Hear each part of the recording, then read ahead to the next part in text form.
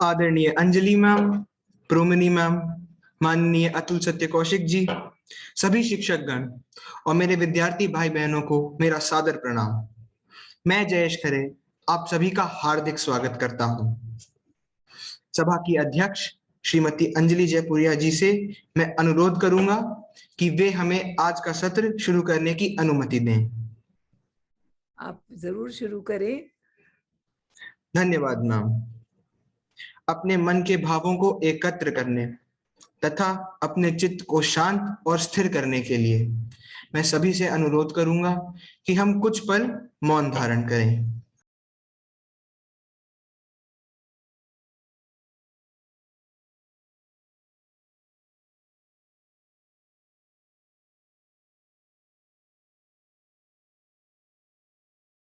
पिछले 2 दिनों में हम श्री अतुल जी के कार्यक्रम के मुग्ध श्रोता बनकर प्रसन्न थे, किंतु श्री कौशिक जी ने हमें मुग्धता की जड़ता से बाहर निकालने के लिए हमारा नाम लेकर हमें पुकारा और हमें इस कार्यक्रम का एक सक्रिय भागीदार बनाया।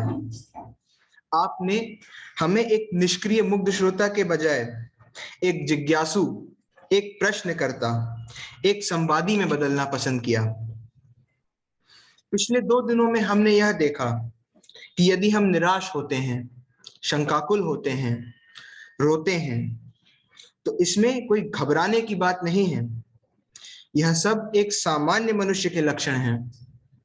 आज हम ये जानेंगे कि जब रामबाण जैसा अचूक हथियार भी विफल हो जाए, सब कुछ हमारे खिलाफ जा रहा हो, तब उन घोर विषम परिस्थितियों में मौलिक रास्तों की खोज करते हुए हम विजय कैसे हासिल कर सकते हैं। यह कविता नवरसों का प्रतिनिधित्व करती है। शिव, शाक्त एवं वैष्णव परंपराओं का एक अद्भुत समन्वय पेश करती है। अपनी निराली शैली में इस कविता का आगे का व्याख्यान करने के लिए मैं अतुल जी को सादर आमंत्रित करता हूं। थैंक यू खरे साहब, थैंक यू सो मच। पर आज कोई पढ़ेगा नहीं, कल तो किसी ने पढ़ा था, आज भी कोई पढ़िए ना कुछ तो। ऐसे क्षण अंधकार घन में जैसे विद्युत, जागी पृथ्वी तनय कुमारिका छवि अच्युत, देखते हुए निष्पलक याद आया उपवन, विदेह का प्रथम स्नेह का लतांतराल मिलन, नयनों का नयनों से गोपन प्रिय संभाषण, पलकों का नव पलकों पर प्रथम उत्थान पतन, कांपते हुए किसलय झरते पराग समुदय, गाते खग नव जीवन परिचय तरु मलय विलय, ज्योति प्रपात स्वर्गीय ज्ञात छवि प्रथम स्वीय, जानकी नयन कमनीय प्रथम कंपन तुरीय, सिहरा तन क्षण भर भूला मन लहरा समस्त, हर धनुर्भंग को पुनर्वार ज्यों उठा हस्त, फूटी स्मृति सीता ध्यान लीन राम के अधर, फिर विश्व विजय की भावना हृदय में आई भर, वे आए याद दिव्य शर अगणित मंत्र पूत, फड़का पर नभ को उड़े सकल जो देवदूत, देखते राम जल रहे शलभ ज्यों रजनीचर, ताड़का सुबाहु विराध शिरस्त्र दूषण खर। धन्यवाद। वाह, बहुत अच्छे सार्थक, बहुत अच्छा पढ़ा आपने, बहुत साफ जुबान है आपकी। सब लोग एक बार तालियां बजा देंगे सार्थक जी के लिए, बहुत अच्छा उन्होंने प्रस्तुति दिया कविता का। चलिए आज की बात को आगे बढ़ाते हैं।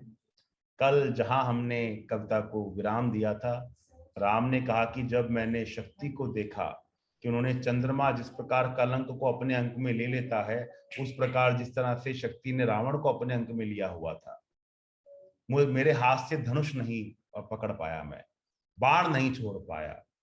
जब उन्होंने कहा देखा है महाशक्ति रावण को लिए अंक, लांछन को ले जैसे शशांक नभ में अशंक, हत मंत्र पूत शर संवृत करती बार बार, निष्फल होते लक्ष्य पर क्षिप्र पर वार, विचलित लख कपिदल क्रुद्ध युद्ध को मैं ज्यों ज्यों, जग जग झलकती वहनी वामा के दृग त्यों त्यों, पश्चात देखने लगी मुझे बंध गए हस्त, फिर खिंचा न धनु मुक्त ज्यों बंधा मैं हुआ त्रस्त। जब राम की ये दशा हुई, उन्होंने कहा कि जब शक्ति ने खुद मुझे देखा तो मैं घबरा गया, मैं धनुष नहीं उठा पाया, बाण नहीं छोड़ पाया और मैं त्रस्त हो गया, मैं हार गया। ये कहकर कुछ क्षण के लिए राम शांत हो गए, मौन हो गए। उसके बाद राम के सेनापतियों ने मोर्चा संभाला, उन्होंने बात कही। पहले विभीषण ने कोशिश करी राम को मोटिवेट करने की, अब जामवान तो पूरा प्लान लेकर आ गए हैं। और यही फायदा होता है एक अच्छी टीम बिल्ड करने का, कि जब लीडर संकट में हो, लीडर संकोच में हो, लीडर संशय में हो, तब टीम आकर उसको मोटिवेट करे। तो एक बार पहले पढ़ते हैं क्या कहा उन्होंने, उसके बाद बात को आगे बढ़ाते हैं।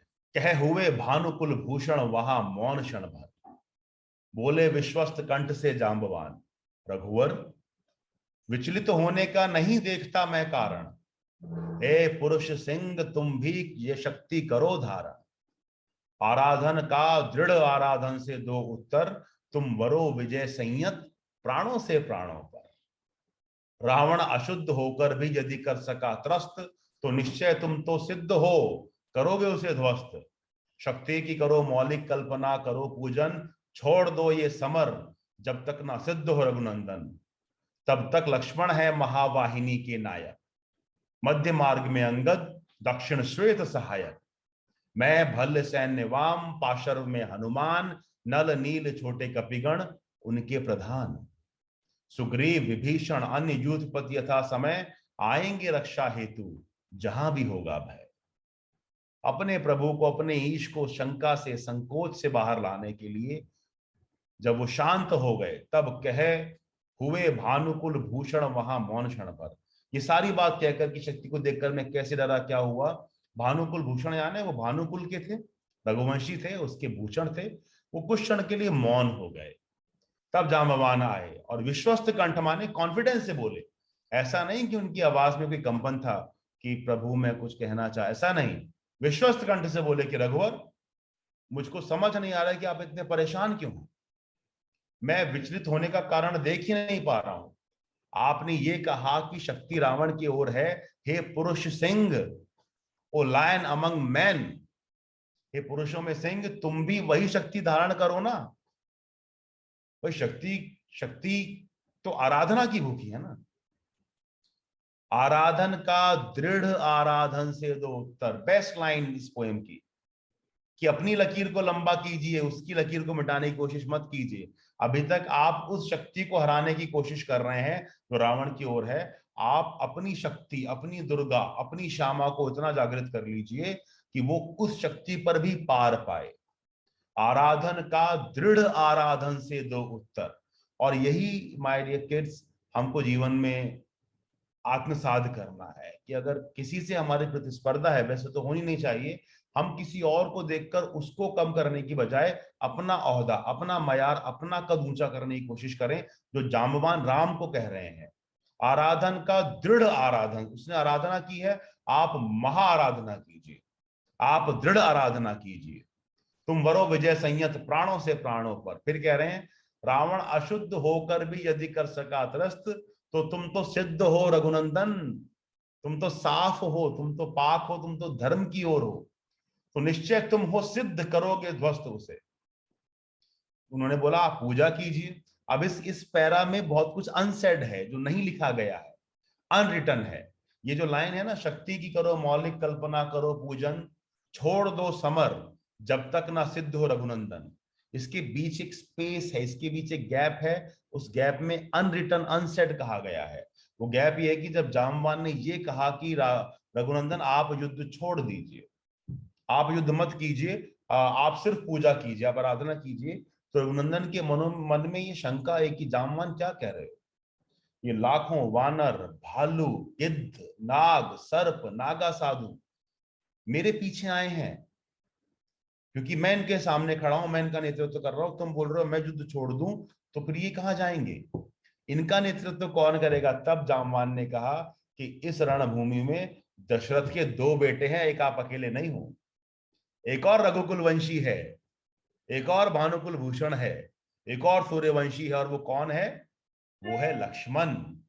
उन्होंने बोला आप पूजा कीजिए, तब तक है लक्ष्मण महावाहिनी के नायक। महावाहिनी माने महासेना, कि जब तक आप पूजा करेंगे तब तक लक्ष्मण हमारे कैप्टन है, लक्ष्मण हमारे सेनापति हैं, क्योंकि लक्ष्मण भी परमवीर थे, वो किसी से कम थे क्या।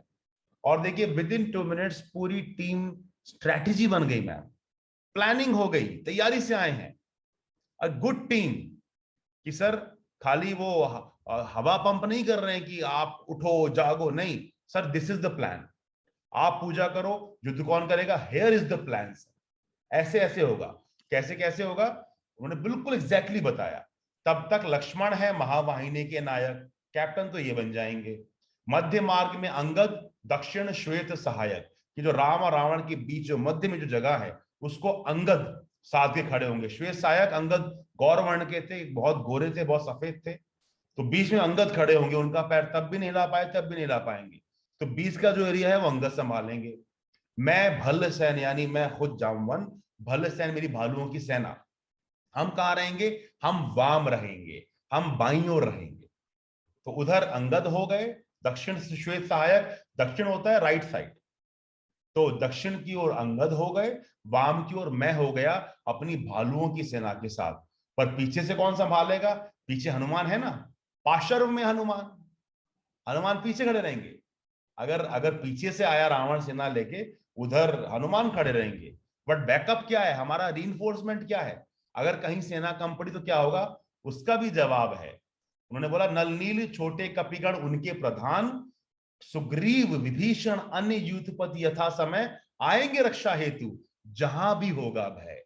जहां जहां सेना कमजोर पड़ेगी तो कौन रीइंफोर्स करेगा, सुग्रीव आएंगे, विभीषण आएंगे अपनी सेना लेकर। आप देखिए, राम अगर शंकाकुल है, जामवान ने पूरी फॉर्मेशन बना दी कि सर राइट में अंगद रहेगा अपनी सेना लेकर, लेफ्ट में मैं रहूंगा भालुओं को लेकर, सामने रावण है, पीछे हनुमान रहेंगे रक्षा करने के लिए, उनके साथ नल नील रहेंगे, छोटे कपिगण रहेंगे, छोटे सेनापति हैं, छोटी टुकड़ियों वाले।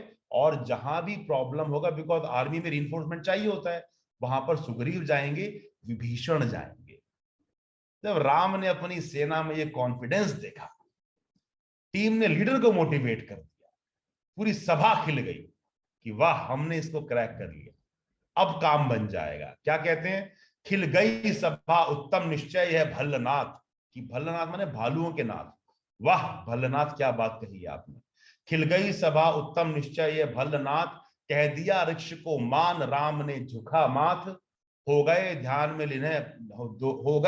में लीन पुनः करते विचार, देखते सकल तन पुलकित होता बार बार, कुछ समय अनंतर इंदिवर निदित लोचन, खुल गए रहा निष्पलक भाव में मज्जित मन, बोले आवेग रही स्वर में विश्वास स्थित, मात दश भुजा विश्व ज्योति मैं हूं आश्रित, हो विद्य शक्ति से है महिषासुर खल मर्दित, जनरंजन चरण कमल तल धन्य सिंह गर्जित, यह यह मेरा प्रतीक मात समझा इंगित, मैं सिंह इसी भाव से करूंगा अभिनंदित। ये बात सुनते ही पूरी सभा खुश हो गई कि we have a plan, we have a strategy, we have our captains, Ram you worship माँ Durga, we will take care of you. उसके बाद राम ने सबसे पहला काम क्या किया, अपने जूनियर, अपने डेलीगेट, अपने सेनापति के सामने सर झुकाया। बड़े लीडर हैं राम, खोखले लीडर नहीं है, दंभ से भरे नहीं है। अगर ऋक्ष यानी भालू ने सलाह दी, सलाह मानी गई, सबसे पहले उनके सामने सर झुकाया कि थैंक यू जामवान, आपने मुझे मेरी प्रॉब्लम से बाहर निकाला, आपने मुझे एक प्लान दिया। उनको थैंक यू बोल के फिर से अपने आंखें बंद करके ध्यान में लीन हो गए, और बाकी सब देख रहे हैं अब राम का जो तन है वो पुलकित हो रहा है, वापस से राम की भुजाएं फड़क रही हैं, वापस से राम की मांसपेशियां हृष्ट-पुष्ट हो रही हैं, यानी राम की बॉडी में ऊर्जा आ रही है। जो कंधे ड्रॉप डाउन हो गए थे वो कंधे वापस से खड़े हो गए, राम का शरीर तन गया है, पुलकित हो गया है राम का शरीर। कुछ समय अनंतर इंदिवर निदित लोचन, इंदिवर कहते हैं कमल को, नील कमल को, तो राम ने अपनी वो आंखें देखी जिनको देखने के बाद नील कमल खुद शर्मा जाए, कितनी सुंदर आंखें। तो वो आंखें जब राम ने खोली, खुल गए रहा निष्पलक भाव में मज्जित मन, भाव में डूब कर मन से कहा, आवेग रही स्वर में, बिना रुके, बिना फंबल किए, बिना आराम लिए उन्होंने क्या कहा, मात दश भुजा विश्व ज्योति मैं हूं आश्रित, ओ 10 भुजाओं वाली माता, I am dependent on you. हे शक्ति, हे काली, हे Shyama, I am dependent on you. आप वही हो जिसने अपने भाले से महिषासुर को मारा है। जन रंजन चरण कमल तल धन्य सिंह, जो लोक का रंजन, लोक का सम्मान, लोक की रक्षा करने के लिए जिनके पैरों के नीचे सिंह है, यानी जो सिंह पर बैठी हैं, और वो कहते हैं वो सिंह अब मैं ही हूं। क्या बोलते हैं? मैं सिंह, आपका शेर अब कोई और नहीं है, मैं आपका शेर हूं। जिस भाव से वो सिंह आपकी सेवा करता है, उस भाव से अब मैं राम आपकी सेवा करूंगा। वो कह रहे हैं माता मैं आपका इशारा समझ गया। कह रहे हैं ना, यह मेरा प्रतीक मात समझा इंगित। अब आकर मुझे समझ आया है कि आप मुझे क्या इशारा कर रहे हैं। आप मुझे इशारा कर रही हैं कि राम जिस प्रकार मेरा सिंह मेरी आराधना करता है, मेरी तपस्या करता है, मेरी सेवा करता है, तुम अब मेरी सेवा करो, तुम मेरी आराधना करो, मैं तुम्हारा साथ दूंगी। राम ने अपने आप को दुर्गा का शेर बना लिया, दुर्गा का सिंह बना लिया। कुछ समय तक स्तब्ध हो रहे राम छवि में निमग्न, फिर खोले पलक कमल ज्योतिर्दल ध्यान लग्न। फिर थोड़ी देर के लिए आंखें बंद कर ली, बहुत उठा पटक चल रही है भावनाओं की। आंख खोलते हैं, एक बात बोलते हैं, फिर आंखें बंद कर लेते हैं, फिर खोलते हैं, फिर बंद कर लेते हैं। दुर्गा की आराधना करी, बोला माता मैं आप पे डिपेंडेंट हूं, फिर आंखें बंद कर ली। और जब आंखें बंद कर ली, फिर क्या हुआ? उनकी आंखें बंद हैं, और फिर आंखें खोलने के बाद थोड़ी देर बाद अपनी सब सेना को दिखाया, देखो सामने क्या है। राम ने एक पेंटिंग बना दी, शब्दों से चित्र बना दिया। क्या चित्र बना दिया? हैं देख रहे मंत्री सेनापति वीरासन, बैठे उमड़ते हुए राघव का स्मित आसन। भोले भावस्त चंद्रमुख निंदित रामचंद्र, प्राणों में पावन कंपन भर स्वर मेघ मंद्र। देखो देखो बंधुवर सामने स्थिर, जो वह भूधर भूधर, शोभित शत हरित गुल्म तृण से श्यामल सुंदर। पार्वती कल्पना है इसकी मकरंद बिंदु, गरजता वर्ण प्रांत पर सिंह वह नहीं सिंधु। दशदिक समस्त हैं हस्त, और देखो ऊपर, अंबर में हुए दिगंबर अर्जित शशि शेखर। लख महाभाव मंगल पद तल धस रहा गर्भ, मानव के मन का असुर मंद हो रहा खर्व। राम ने बोला, जब आंखें खोली सब सेना को बोला, देखो भाइयों वहां पर क्या है। आप सामने क्या देख रहे हैं? सामने आपको दिख रहा है जो एक भूधर दिख रहा है, जो एक छोटा सा पहाड़ दिख रहा है। वो पहाड़ कैसा है? उस पर शत शत यानी सैकड़ों हरित गुल्म तृण, घास है, पौधों के गुच्छे हैं, लताएं हैं, जटाएं हैं। जो श्यामल सुंदर है वो साक्षात पार्वती हैं। उस पर्वत में उनको पार्वती की छवि दिख रही है कि देखो जो पर्वत है जिस पर हरी घास है, लताएं हैं, घास के गुंजल हैं, वो पार्वती हैं। इसकी मकरंद यानी जो फूल से खुशबू आती है उसको मकरंद कहते हैं। ये जो खुशबू आ रही है ये पार्वती की है।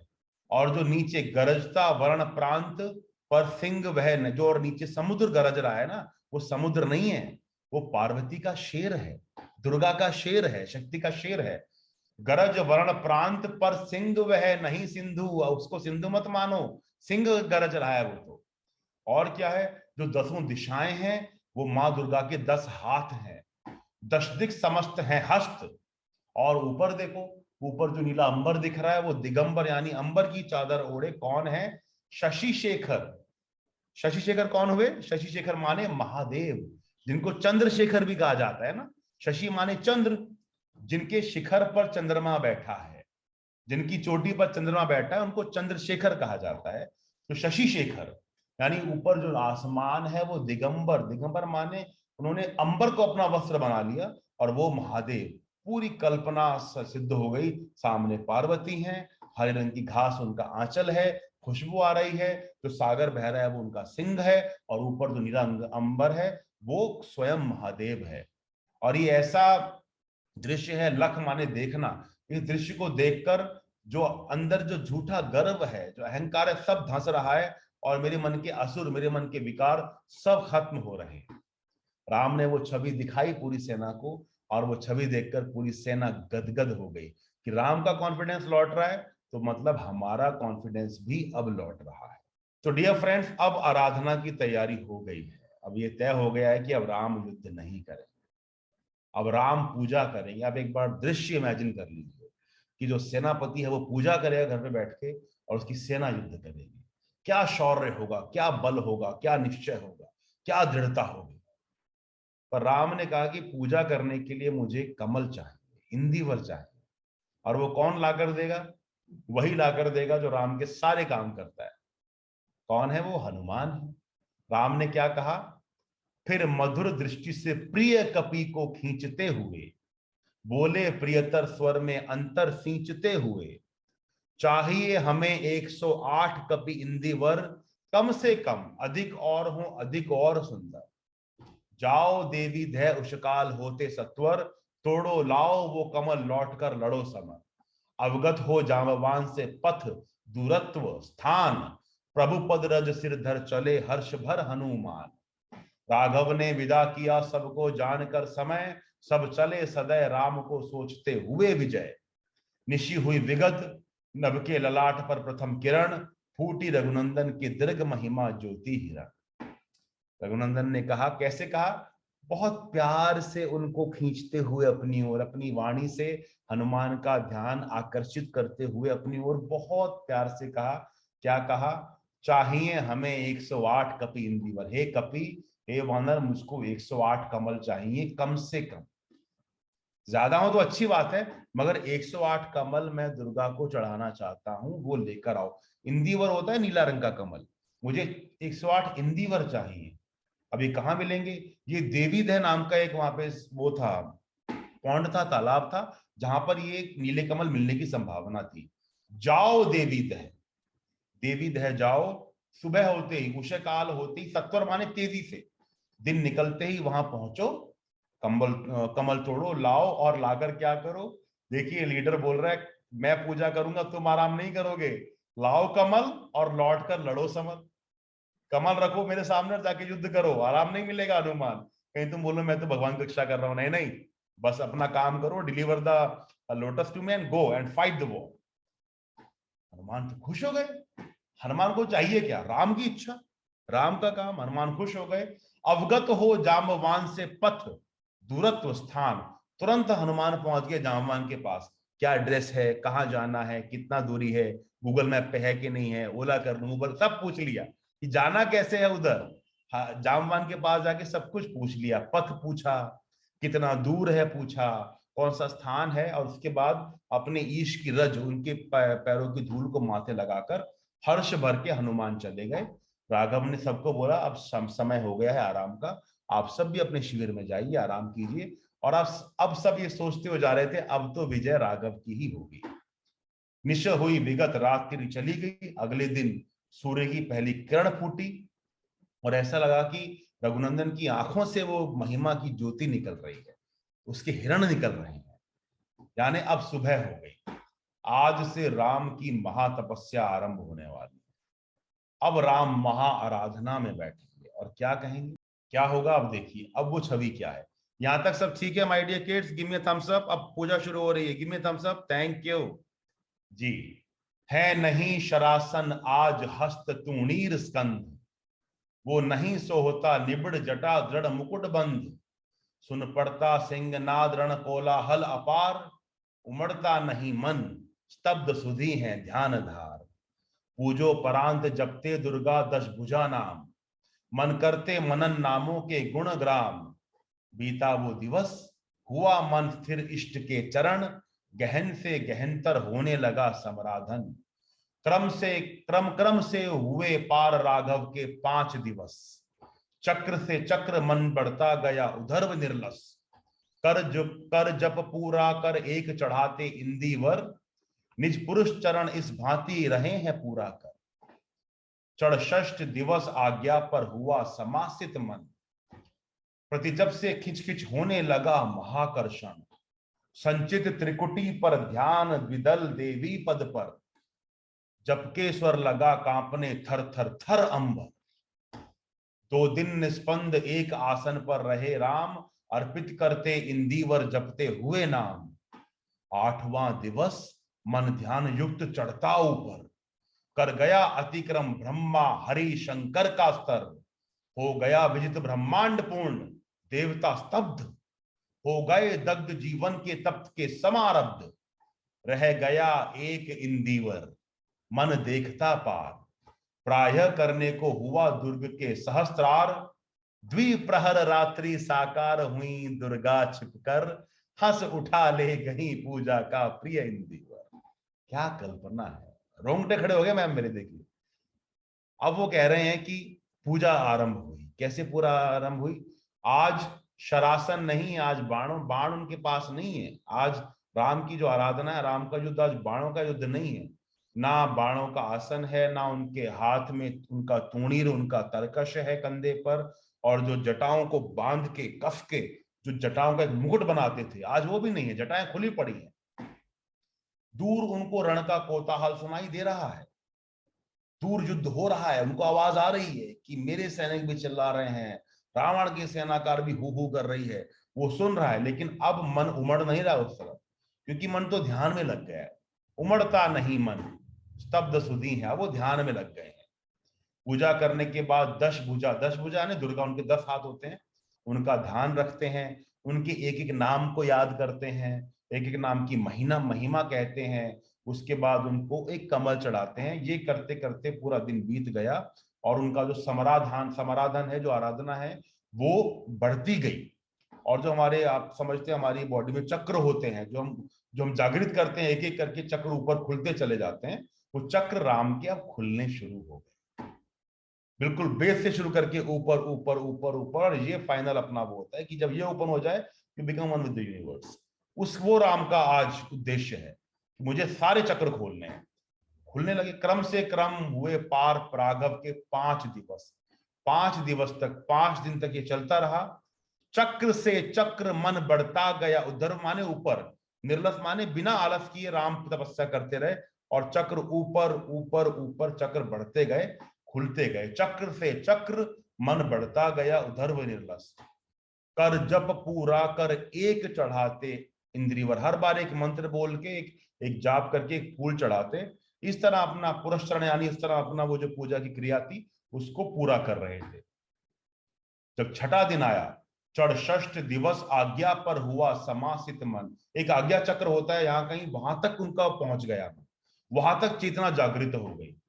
और प्रति जब से खिंचखिंच होने लगा महाकर्षण, उनके जप, उनकी तपस्या की जो जो जो खुशबू थी, जो ज्योति थी, अब वो बाहर फैलने लगी, समस्त शक्तियों, सृष्टि की शक्तियों को आकर्षित करने लगी। उन्होंने क्या किया, अपना ध्यान संचित किया त्रिकुटी पर। जो त्रिकुटी होती है ना, आंखों के बीच में जो जगह होती है, अपना पूरा ध्यान उन्होंने यहाँ केंद्रित कर लिया राम ने, और इन 2 आंखों से सिर्फ उनको दुर्गा दिख रही थी। संचित त्रिकुटी पर ध्यान, विदल यानी 2 आंखें, द्विदल देवी पद पर, ये दोनों आंखें उनके सिर्फ देवी के पैरों को देख रही थी। पूरा ध्यान यहाँ आ गया, आंखें बंद थी, लेकिन उन बंद आंखों में उनको सिर्फ महाकाली के, महाश्यामा के पैर दिख रहे थे। जप के स्वर लगा कांपने थर थर थर अंबर। उनके जप का स्वर, और स्वर बोल नहीं रहे थे, अंदर ही गुंजन हो रहा था। वो हम करते ना भ्रामरी प्राणायाम, जो अंदर गुंजित करते हैं भ्रामरी में, वो भ्रामरी हो रहा था, मगर वो गुंजन इतना फैल रहा था कि वहां से अंबर तक थर थर थर कांपने लगा।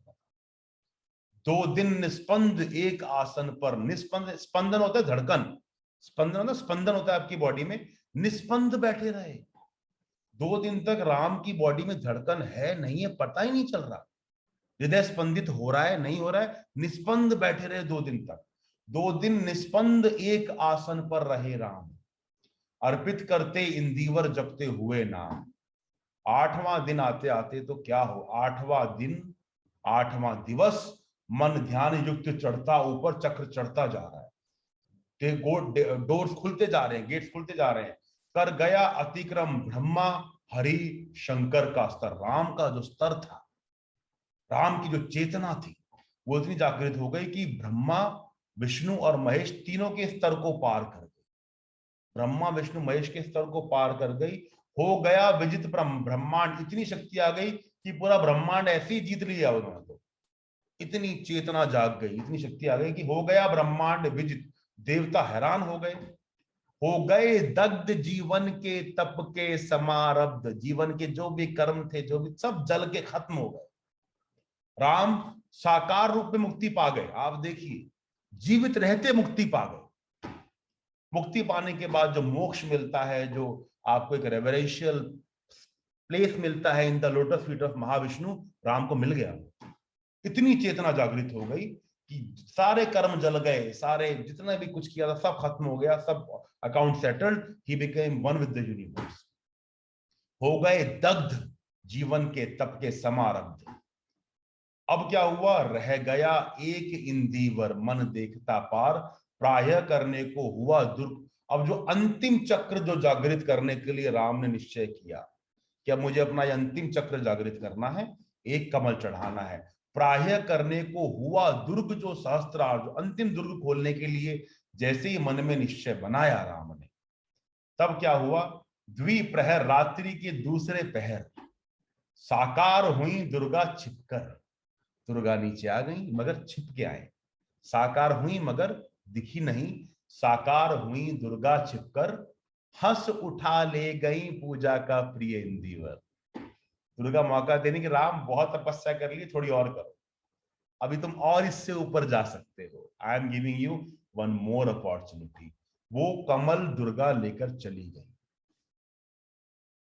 तो जो एक आखिरी कमल बचा था, वो एक आखिरी स्टेप बचा था ना, कि बस ऑलमोस्ट हो गया, ऑलमोस्ट देयर। और मैम, जब ऑलमोस्ट होने के बाद काम नहीं होता ना, वो अंजलि मैम, एक बशीर बद्र का बड़ा अच्छा शेर है, किसी दिन प्यास के बारे में उससे पूछिए जिसकी, किसी दिन प्यास के बारे में उससे पूछिए जिसकी, कुएं में बाल्टी रहती है रस्सी टूट जाती है।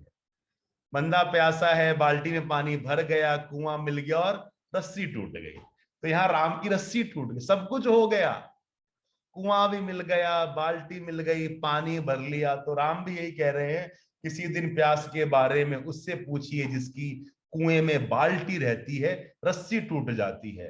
राम ने कहा ये क्या हो गया, इतनी तपस्या, इतनी परीक्षा, एंड जो हम सब लोग बात कर रहे थे कल भी परसों भी, जो मन में डिजेक्शन आता है, सब कुछ करने के बाद नहीं मिल रहा, सर मैं क्या करूं, सब कुछ तो कर लिया, लेकिन दुर्गा बोल रही है तुम इससे ज्यादा कर सकते हो, you are capable of doing more. अब राम वापस से डिजेक्शन के मोड में चले गए। ये बहुत अलग राम है, इनका डिजेक्शन से बाहर आना और अंदर जाना चल रहा है, लगातार चल रहा है, फिर अपने आप को धिक्कारेंगे। आप देखिए क्या कह रहे हैं, ये अंतिम जप, ध्यान में देखते चरण युगल, राम ने बढ़ाया कर लेने को नील कमल, कुछ लगा न हाथ, हुआ सहसा स्थिर मन चंचल, ध्यान की भूमि से उतरे खोले पलक विमल, देखा वहां रिक्त स्थान, ये जप का पूर्ण समय, आसन छोड़ना असिद्धि, भर गए नयन द्वय, धिक जीवन को जो पाता ही आया है विरोध, धिक साधन जिनके लिए सदा ही किया शोध, जानकी हाय उद्धार प्रिया का हो न सका, जानकी हाय उद्धार प्रिया का हो न सका, वह एक और मन रहा राम का जो न थका। यहाँ वापस से पॉजिटिविटी आ रही है। ये दो लाइन एक ही छंद की है लेकिन दोनों अलग हैं। ऊपर वाली नेगेटिविटी है, नीचे वाली पॉजिटिविटी है। ऊपर वाली हार है, नीचे वाली जीत है। जानकी हाय उद्धार प्रिया का हो न सका, वह एक और मन रहा राम का जो न थका, जो नहीं जानता दैन्य, नहीं जानता विनय, कर गया भेद वो माया वर्ण प्राप्त कर जाए। देखिए हार भी राम के अंदर और जीत भी राम के अंदर। राम क्या कह रहे हैं, अंतिम बार जब अंतिम कमल उठाने के लिए जब हाथ बढ़ाया, हाथ कुछ लगा ही नहीं। मन स्थिर था बहुत दिनों से, अब चंचल हो गया, टटोला खंगाला, आंखें बंद हैं, कुछ हाथ नहीं आ रहा। आखिरकार ध्यान की भूमि से नीचे उतरना पड़ा उनको, जो एक बहुत ही एलिवेटेड स्टेट में पहुंच गए थे, कहीं ट्रेवल कर रहे थे नीले आकाश में, आना पड़ा नीचे। भाई क्या हो गया, ध्यान की भूमि से उतरे, खोले पलक विमल, आंखें खोलनी पड़ गई उनको। 2 दिन से सांस नहीं लिया था, अब आंखें खोलनी पड़ रही हैं। देखा वहां रिक्त स्थान, और ये जब का पूर्ण समय, मुहूर्त आ गया है, आखिरी बेला है, आखिरी अर्पण की, और रिक्त स्थान हो गया। आसन छोड़ा असिद्धि हो गई, आसन छोड़ना पड़ गया, सिद्धि असिद्धि में बदल गई। भर गए नयन द्वय, फिर रो पड़े। कितना रोते हैं ये राम, फिर रो पड़े। कितने हो गए नयन द्वय, फिर से आंखों में आंसू आ गए। और आंसू आके क्या बोला, धिक्कार जीवन को जो पाता ही आया है विरोध। क्या जीवन है ये मेरा, हमेशा विरोध, हमेशा विरोध। जन्म लेते ही पूरी प्रजा बोलने लगी कि राजा सिर्फ अपने बेटों से प्यार करते हैं, हमारे ऊपर कुछ ध्यान ही नहीं दे रहे। थोड़ा बड़ा हुआ, विश्वामित्र आ गए, ताड़िका से युद्ध कराने ले गए।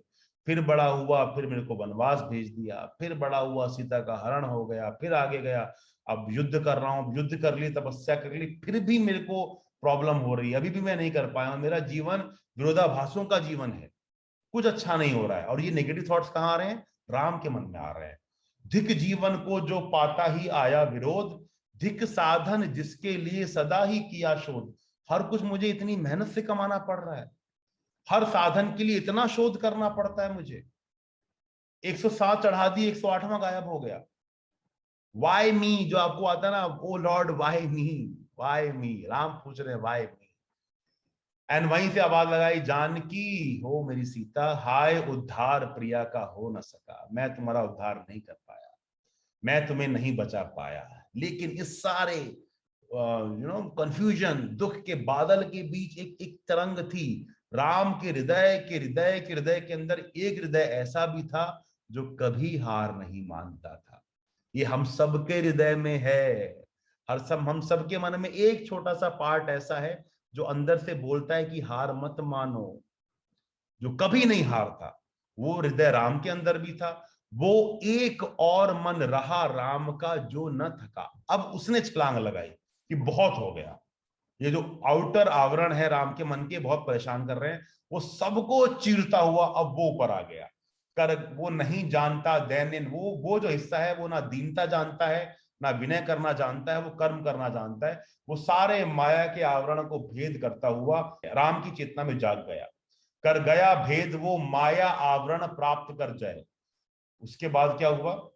उस चेतना ने राम को क्या कल्पना दी, क्या प्रेरणा दी? बुद्धि के दुर्ग पहुंचा विद्युत गतिहत चेतन। बुद्धि के दुर्ग पहुंचा विद्युत गतिहत चेतन।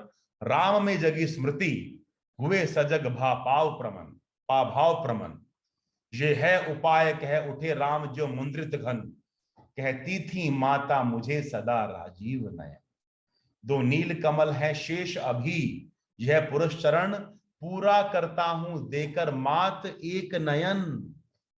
कहकर देखा तूणीर, ब्रह्मशर रहा झलक। ले लिया हस्त लक लक करता वो महाफलक। ले अस्त्र थाम कर दक्षिण लोचन। ले अर्पित करने को उद्यत हो गए सुमन। दिशण बंद गया वेदने को दृढ़ निश्चय। कांपा ब्रह्मांड हुआ देवी का त्वरित उदय। अब देखिए राम, वो जो राम का जो एक inner most corner of his heart था, वो सारे माया के आवरण चीरता हुआ ऊपर आ गया। और किस गति से आया? विद्युत गति से। At a lightning speed it came up. और उसने राम को कुछ प्रेरणा दी। राम में जगी स्मृति, कुछ याद आया राम को, और एकदम से जैसे बादल गरजता है ना, वैसे मंद्रित घन गरजते बादल की तरह बोले, ये है उपाय। ये अभी जो कमल खो गया है, इसका एक ही उपाय है, और वो उपाय मुझे समझ आ। क्या उपाय है? कहती थी माता मुझको सदा राजीव नयन। मेरी माँ मुझे हमेशा राजीव नयन कहती थी कि राम तुम्हारे जो नेत्र हैं, वो आंखें हैं, वो राजीव की तरह हैं। लेकिन प्यारे बच्चों, क्या तुमको पता है किस माता की बात हो रही है? ये कैकेयी माता की बात हो रही है। कैकेयी कहती थी राजीव नयन। कैकेयी हमेशा कभी राम नहीं बोला, हमेशा कोई उनको उपमा दी, कोई अलंकार दिया, कभी कुछ कहा, कभी प्रिय वादिम कहा, कभी राजीव लोचन कहा, कभी। तो माँ कैकेयी को याद कर रहे हैं यहाँ पे। कहती थी माता मुझको राजीव नयन, मेरी माँ कैकेयी मुझे राजीव नयन कहती थी। तो इसका मतलब दो कमल तो, और राम की आंखें नीली थी, हम सब जानते हैं, नीली आंखों वाले थे। तो दो नील कमल हैं शेष अभी दो कमल तो बचे हैं। ये पुरुष, ये जो क्रिया है मैं पूरी करूंगा माता, अपना एक नयन देकर। बस थॉट आ गया, उसके बाद कोई सेकंड थॉट नहीं, सीधा क्या किया? कहकर देखा तूणीर। जब अपने तरकश की तरफ देखा तो कौन सा बाण दिखाई दिया? ब्रह्मशर, ब्रह्मास्त्र दिखाई दिया। कहकर देखा तूणीर, ब्रह्मशर रहा झलक। ले लिया हस्त, तुरंत ब्रह्मशर को पकड़ लिया। जैसे एक महाफलक यानी एक बड़ा फल लकलक करता है, चमकता है, उसका लाल रंग दिखता है, वैसा ही लाल रंग का ब्रह्मशर उन्होंने अपने हाथ में ले लिया। ले अस्त्र थाम कर दक्षिण कर, जो उनकी दाईं आंख थी, सीधा उस आंख की तरफ अपना बाण केंद्रित किया, और ले अर्पित करने को उद्यत हो गए सुमन। अपनी आंख पूरी खोल दी कि अब ये अर्पण होगा।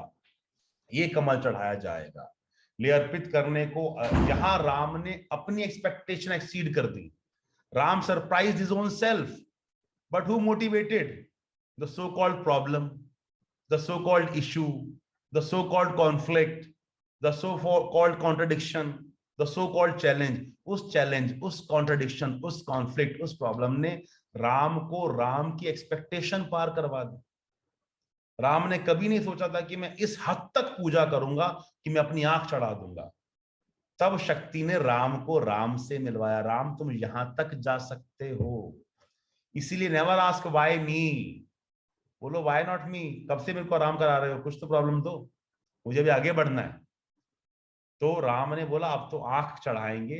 ले अर्पित करने को उद्यत हो गए सुमन, जिस क्षण बंध गया बेदने को दृढ़ निश्चय, कांपा ब्रह्मांड हुआ देवी का त्वरित उदय। जैसे ही बाण बिल्कुल आंख की पुतली तक पहुंच गया, एकदम पूरा ब्रह्मांड कांपने लगा और देवी का त्वरित उदय, यानी त्वरित माने बहुत स्पीडली, बहुत तेजी से मां दुर्गा अवतरित हो गई, उनके सामने आ गई। मां दुर्गा सामने आ गई, जिनकी तपस्या कर रहे थे वो साकार रूप में, साक्षात रूप में सामने आ गई। और क्या कहा? साधु साधु साधक धीर, धर्म धन धान्य राम, कह लिया भगवती ने राघव का हस्तदाम। देखिए यहाँ पे अनुप्रास अलंकार है। साधु साधु साधक धीर, धर्म धन धान्य राम, कह लिया भगवती ने राघव का हस्त थाम। देखा राम ने सामने श्री दुर्गा भास्कर, वाम पद असुर स्कंध पर, रहा दक्षिण हरि पर। ज्योतिर्मय रूप हस्त दश विविध अस्त्र सज्जित, मंद स्मित मुख लख हुई विश्व को श्री लज्जित। है दक्षिण में लक्ष्मी सरस्वती वाम भाग, दक्षिण गणेश कार्तिक बाएं रणरंग राग। मस्तक पर शंकर पद पद्मों पर श्रद्धा भर, श्री राघव हुए प्रणत मन स्वर वंदन कर। होगी जय हे पुरुषोत्तम नवीन, कह महाशक्ति राम के बदन में हुई लीन। जब राम का बाण बिल्कुल पुतली तक पहुंच गया, शक्ति अवतरित हुई, त्वरित हुई और बोले साधु साधु। पहला साधु तुम साधु हो, दूसरा साधक पर साधु रुक जाओ, स्टॉप, साधो अपने आप को। साधु साधु, हे साधु अपने आप को साधो, रुक जाओ, स्टॉप हेयर। धीर धर्म धन धान्य राम, ओ ऐसे राम जो धर्म को धन मानते हो, धर्म को धान्य मानते हो, ओ धर्म को धन धान्य मानने वाले राम। कह लिया भगवती ने राघव का हस्त थाम, उनका हाथ भगवती ने राघव का पकड़ लिया। राम ने देखा सामने श्री दुर्गा भास्कर, भास्कर की तरह वो ज्वलित थी, प्रज्वलित थी, ज्योति फूट रही थी उनमें। वाम पद असुर स्कंध पर, जो उनका दायां पैर था वो असुरों के कंधे पर रखा हुआ था। रहा दक्षिण हरि पर, बायां पैर हरि पर रखा हुआ था, महाविष्णु पर रखा हुआ था। ज्योतिर्मय रूप था, 10 हाथ थे, हर एक हाथ में एक अलग अलग अस्त्र था। हस्त दश विविध अस्त्र सज्जित, मंद स्मित मुख, और चेहरे पर एक हल्की सी बहुत मंद सी मुस्कान थी। लेकिन उस मुस्कान को देखकर विश्व की श्रुति, विश्व को श्री लज्जित, कि जो विश्व की सुंदरता है, जो श्री कहते हैं लक्ष्मी को, श्री माने प्रॉस्पेरिटी, जो सुंदरता है, वो तक शर्मा गई। वो छोटी सी मुस्कान इतनी प्यारी थी। है दक्षिण में लक्ष्मी, उनके राइट हैंड पे लक्ष्मी खड़ी है, लेफ्ट हैंड पे सरस्वती खड़ी है, फिर राइट हैंड पे एक और गणेश खड़े हैं, लेफ्ट हैंड पे कार्तिक खड़े हैं जो देवताओं की सेनापति हैं। रण रंग राग, जो शिव के दोनों बेटे, कार्तिक वाज द सेनापति ऑफ देवता, वो सब एक साथ आ गए। मतलब अपनी पूरी आर्मी लेकर शक्ति आई है, सबको साथ लेकर आए हैं, पूरी टीम के साथ चलो, राम को कॉन्फिडेंस देके आना है। और मस्तक पर कौन बैठा है? मस्तक पर खुद शंकर बैठे हैं। कुछ लोग कल पूछ रहे थे शंकर ने क्यों साथ छोड़ दिया राम का, देखो आ गए ना। मस्तक पर शंकर, पद पद्मों पर श्रद्धा भर, श्री राघव हुए प्रणत मंद स्वर वंदन कर। उन कदमों पर झुककर राम ने शक्ति की वंदना की, शक्ति को नमन किया। और शक्ति ने क्या कहा? होगी जय हे पुरुषोत्तम। यहां तो राम जीत गए, उसके बाद तो बस फॉर्मेलिटी थी, थिएटर हुआ, प्ले हुआ खाली। रिजल्ट तो क्लाइमेक्स तो यहाँ हो गया, राम जीत गए। जब शक्ति ने कह दिया होगी जय, तो फिर तो जय हो गई। होगी जय, होगी जय, हे पुरुषोत्तम नवीन, तुम इस युग के नए पुरुषोत्तम बने हो आज, जिसने उत्तमता की पराकाष्ठा को लांघ दिया। होगी जय, होगी जय, हे पुरुषोत्तम नवीन, कह महाशक्ति राम के बदन में हुई लीन। ये कहकर वो सारी ऊर्जाएं राम के बदन में आ गई। राम की लकीर रावण की लकीर से लंबी हो गई। राम की आराधना रावण की आराधना से बड़ी हो गई। अब हमको सोचना है हम में से कौन कौन अपनी बाईं आंख या दाईं आंख चढ़ाने को तैयार है। इसका मतलब हम में से कौन कौन अपने सपने के लिए, अपने एम्बिशन के लिए, अपने पर्पस के लिए वो तक करने को तैयार है जो राम ऑलमोस्ट कर गुजरे थे। ये इस कविता की सबसे बड़ी प्रेरणा है कि आपकी चुनौती आपको शक्ति देती है जिस प्रकार राम को दी। आप ये शब्द कहने में आसान है महाआराधना, लेकिन महाआराधना करना बहुत मुश्किल है। सब कुछ त्यागना पड़ता है, फोकस करना पड़ता है अपने गोल पर, अपने पर्पस पर, अपने ऑब्जेक्टिव पर। और वो सब करने के बावजूद भी एक बार आपको आखिरी द्वार हमेशा बंद मिलेगा। वो आखिरी धक्का मारकर आपको द्वार खोलना पड़ता है और अपनी शक्तियां, अपने चक्र जागृत करने पड़ते हैं। तो ये मैम थी कविता, जिसका हमने अर्थ भी समझा, जिसके पीछे का फिलॉसफी, दर्शन भी समझा। अब हमारे पास बहुत समय है, अब हम धीरे धीरे करके इस कविता से क्या सीखते हैं उस पर चर्चा करेंगे, आपके सवाल बताएंगे। और मैं भी बच्चों से पूछना चाहूंगा कि इस कविता का कौन सा हिस्सा वो घर लेकर अपने साथ जा रहे हैं, यानी कि इस कविता का कौन सा पार्ट उनको सबसे ज्यादा मोटिवेट करता है और इस कविता से क्या सीखा उन बच्चों ने। And I would be really happy कि जितनी भी क्लासेस दिख रही हैं, हर क्लास से कम एक बच्चा अगर बता दे तो मुझे लगेगा कि मेरी बात आप तक पहुंच गई। Over to you, Promini ma'am. Thank you so much, Atul ji. So grateful. And not even for a moment, we can think of anything else when you're explaining. We were totally engrossed in it. Yes, children. So that will be nice, as Atul ji is saying, that will be the biggest gratitude that you can pay to him. One take home from each section. Good afternoon, sir. मेरा नाम नीलू सिंह है। मैंने इस कविता से यह सीखा है कि हम लोगों को अंतिम समय तक लड़ना चाहिए कि हमें कभी भी हार नहीं माननी चाहिए।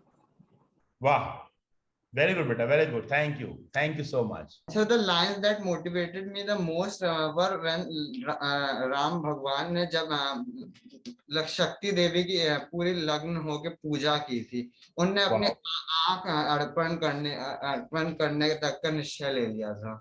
वेरी गुड बेटा, वेरी गुड। तो आपको भी अपने जीवन में ये निश्चय रखना है कि I will not leave any stone unturned, but I will for sure achieve whatever goal, whatever target I set for my self and my community and my country. इससे हमें ये भी प्रेरणा मिलती है कि हमें कभी रुकना नहीं चाहिए, हमेशा आगे जाते रहना चाहिए। बिल्कुल बेटा, बिल्कुल। हाँ, मैं सारांश मिश्रा, कक्षा 9A का छात्र हूँ जी। मुझे सबसे अच्छी पंक्ति लगी जब जामवान जी कहते हैं आराधन का दृढ़ आराधन से दौड़ता है। वाह, क्या बात है कि हम लोग जितनी शक्ति भक्ति में है उतनी किसी में नहीं है जी। जब आप भगवान की शक्ति को अपने में मतलब वो आ जाती है हमें, तो फिर कोई भी कार्य संभव नहीं है जी। पर उसको जागृत करने के लिए आराधना बहुत कड़ी करनी पड़ती है, महाआराधना करनी पड़ती है, जो आप लोग करें, ऐसी मैं आपको शुभकामनाएं देता हूँ। राम जी के भांति हमारा समर्पण होना चाहिए। मेरा नाम शांभवी है। सर, जो लाइन थी जिसमें उन्होंने कहा था कि सर, जो आपने समझाया था कि अगर हमें आगे बढ़ना है तो हमें दूसरे की लकीर को छोटा नहीं करना होता है, बल्कि उससे बड़ी एक लकीर खींचनी होती है। वह पार्ट बहुत अच्छा लगा जी बेटा। तो आप भी उसको आत्मसात कीजिए, अपनी लाइफ में उसको इम्प्लीमेंट कीजिए, and always keep improving your own self and not trying to disturb the process of others. अपने आप में इम्प्रूवमेंट करते रहिए आप। Good afternoon sir. Sir, my name is Yashvardhan Singh. मैं 9D का छात्र हूँ। सर, the lesson I take from this is कि वाई मी का सवाल सबके पास, सबके मन में आता है, भगवान के मन में भी आया है। इससे हमें डिप्रेस नहीं होना चाहिए। जो जो चैलेंजेस भगवान हमें देते हैं हमें उन्हें वहीं का वहीं फेस करना चाहिए और वाई मी के क्वेश्चन से डिप्रेस नहीं होना चाहिए, क्योंकि वो हमेशा रहेगा। और क्योंकि वाई मी का कोई जवाब है भी नहीं, वाई मी का एक ही जवाब है, because you are the chosen one and your Lord, your supreme reality wants you to improve yourself and find a more elevated version of yourself, right? Yes sir. So मेरा नाम आंचल श्रीवास्तव है। Sir इस कविता में मुझे सबसे अच्छा पार्ट ये लगा इसका, जो हमें शिक्षा मिलती है। सर सपने देखना बहुत आसान होता है, लेकिन हम लोग सपनों के लिए मेहनत नहीं करते। इसमें यही दिखाया गया कि हमें अपने सपनों के लिए बहुत त्याग करना पड़ता है, जैसा राम जी ने किया था। और ये सब मुझे बहुत प्रेरित किया है। ये क्या बात है, क्या बात। मैम थोड़ा क्वेश्चन अब चेंज करते हैं, सब क्वेश्चन चेंज कर रहे हैं। अब आने वाले क्वेश्चन है, जैसे कि अभी मॉर्निंग में किसी ने कहा कि इस कविता में सारे रस हैं, तो आप लोगों को जो अगली टीम्स आएंगी, मुझे कोई भी 3 डिफरेंट रस कहाँ कहाँ दिखे बताएंगे। कहाँ आपको श्रृंगार दिखा, कहाँ अद्भुत दिखा, कहाँ रौद्र दिखा, कहाँ विभस दिखा, कहाँ वीर दिखा, कहाँ हास्य दिखा। जो भी आप मुझे बताइए कि सर मुझे इसमें वो रस दिखाई दिया, प्लीज बताइए आपको कौन कौन से रस किस किस पार्ट। एग्जैक्ट लाइन मत कोट कीजिए, बट बता दीजिए सर वहां पर ये रस दिखा था मुझे।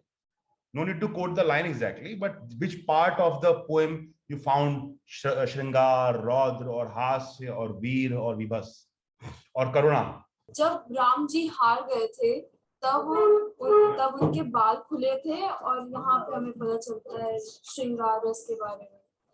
जी, वहां पता चलता है। और उससे ज्यादा तो जब राम सीता को याद कर रहे हैं, उस उपवन को याद कर रहे हैं, वो भी श्रृंगार रस का बहुत अच्छा उदाहरण है बेटा जी। Very good, very good, nice analysis. और बताइए और कौन कौन से रस दिख रहे हैं question ji.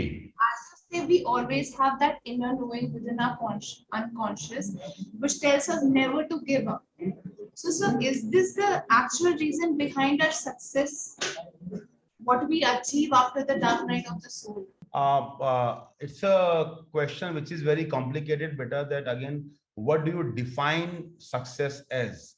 Is it achievement of a certain position, a certain amount of money, a certain riches, a certain happiness? वो सक्सेस की आपको आपने कैसे परिभाषित किया है?